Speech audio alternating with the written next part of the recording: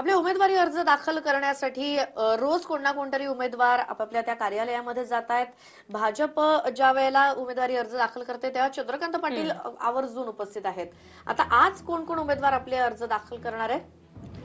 तर बारामतीतून आज सुप्रिया सुळे एनसीपीच्या या आपला उमेदवारी अर्ज दाखल करणार आहेत. पुण्यातून काँग्रेसचे उमेदवार मोहन जोशी, औरंगाबादमधून वंचित आघाडीचे उमेदवार इम्तियाज जलील हे आपला उमेदवारी अर्ज आज दाखल करणार आहेत. हे तीन मोठे चेहरे आपण पाहतोय. हे तीनही मोठे चेहरे आज आपला उमेदवारी अर्ज दाखल करणार, अर्थात शक्ती प्रदर्शन देखील होणारच आहे. तेच मला बोलायचं होतं, कारण आजकाल आता निवडणूक अर्ज दाखल करताना शक्ती प्रदर्शन करणं हा एक ट्रेंडच झाला असं म्हणायला हरकत नाही. कारण जसं अमित शहांनी जोरदार शक्ती प्रदर्शन गांधीनगरमध्ये केलं होतं, त्यानंतर आता सगळेच उमेदवार उमेदवारी अर्ज दाखल करण्याच्या वेळी शक्ती प्रदर्शन.